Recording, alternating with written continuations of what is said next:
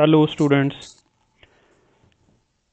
तो हमने आपका जो फर्स्ट यूनिट है 11th क्लास का वो शुरू किया था, बेसिक कंसेप्ट्स इन केमिस्ट्री। उसमें एक टॉपिक हमने पढ़ा था, what is chemistry and what are its importance of studying chemistry. Now next जो इसका टॉपिक हम चलते हैं इस पे, लॉज ऑफ केमिकल कम्बिनेशन। तो क्या है laws of chemical combination? Chemical means various chemicals, various substances, matter, okay. वो कंबाइन कैसे होते हैं, कंबाइन करके जो नई चीज़ बनाते हैं। आपको पता है मेनली केमिकल रिएक्शन में होता क्या है, दो चीज़ें होती हैं, दो से ज़्यादा चीज़ें होती हैं, वो कंबाइन होके कुछ नई चीज़ बनाती हैं, ट्रांसफॉर्म हो जाती हैं कोई नई चीज़ में। तो chemistry is the study of transformation of matter from one form to other, transformation of matter from one form to other। Chemical reactions में होता क्या है कि एक कोई सब्सटेंस है, वो क्या हो जाता है, चेंज हो जाता है, ट्रांसफॉर्म हो जाता है किसी दूसरी चीज में। इसको आप बोलते हैं ट्रांसफॉर्मेशन ऑफ मैटर। एक फॉर्म से दूसरी फॉर्म में कन्वर्ट हो जाता है एक केमिकल रिएक्शन में, एक केमिकल प्रोसेस में। These transformations often occur as a result of combination of different types of matter। तो अलग अलग चीज़ें कंबाइन होती हैं, एक चीज़ भी ट्रांसफॉर्म हो सकती है, या दो तीन चीज़ें आपस में जुड़ेंगी और एक नई चीज़ बनेगी, या दो चार नई चीज़ें बनेंगी। तो कम्बिनेशन से होता है ये सब कुछ। ये ट्रांसफॉर्मेशन किसकी वजह से होती है? Combination of different types of matter. जुड़ती हैं ये चीज़ें, जुड़ती हैं। अब इनके जुड़ने के लिए कुछ रूल्स होंगे, कुछ ही रूल्स फॉलो करेंगे। हाँ, ऐसे तो नहीं कि कुछ भी उठा लो तो जुड़ जाएगा। कुछ भी लेके आप मिक्स कर दो और उसको पानी में डाल के मिक्स कर दो, या ऐसे ही क्रश कर दो दो चार चीज़ों को तो वो मिक्स हो जाएंगे। पत्थर और पानी को ले आओ, मिक्स कर दो तो वो कुछ नई चीज़ बन जाएगी, नहीं। उसमें कुछ रूल्स हैं, कुछ प्रिंसिपल्स पे वो काम करेंगी वो कम्बिनेशन। तो the combination of different matters is governed bye certain basic rules.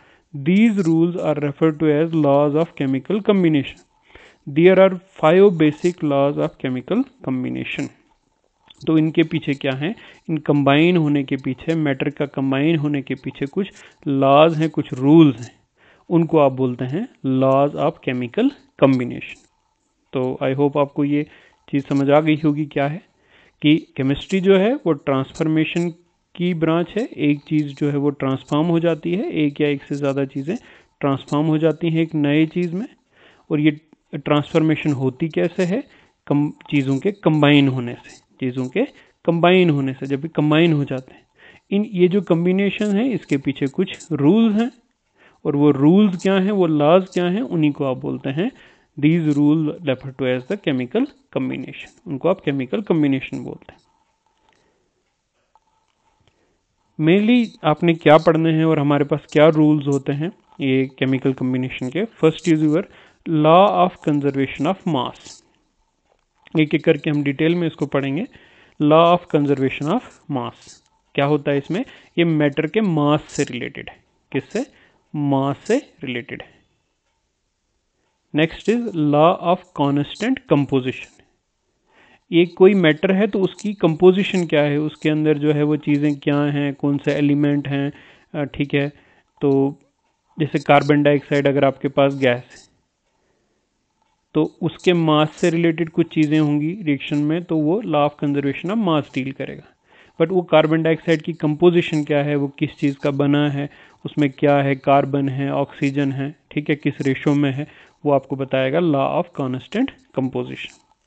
Then law of multiple proportion.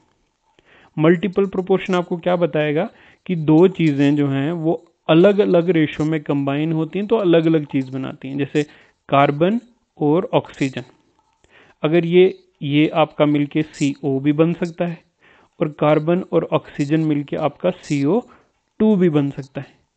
तो मल्टीपल कंपाउंड्स आपके बनेंगे अगर वो अलग अलग रेशो में कंबाइन होंगे तो इसको आप बोलते हैं law of multiple proportion.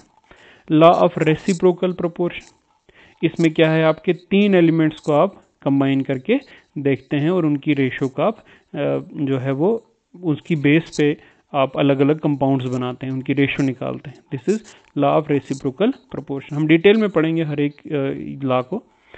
Law of combining volumes, पांचवा जो लॉ है आपका वो है लॉ ऑफ कंबाइनिंग वॉल्यूम्स। इसमें मेनली गैसेस जो हैं वो इन्वॉल्व होती हैं। जिसमें गैसेस इन्वॉल्व होंगी तो वो जो गैसेस होती हैं वो आपके वॉल्यूम्स की टर्म में कंबाइन होती हैं। जैसे 1 लीटर, जैसे आप हाइड्रोजन गैस ले लें, नाइट्रोजन गैस ले लें, तो वो वॉल्यूम की टर्म में कंबाइन होगी। 1 litre 1 litre in terms of volume वो कंबाइन होती है। और आगे जो गैस बनेगी वो भी इन टर्म्स ऑफ वॉल्यूम ही होगी।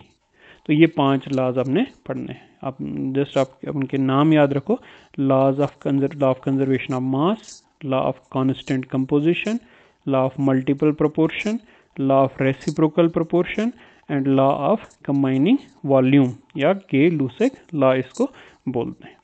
तो इसके बाद जो नेक्स्ट वीडियो आपका आएगा उसमें हम एक एक करके ये लॉ जो है वो डिस्कस करेंगे। Okay, thank you.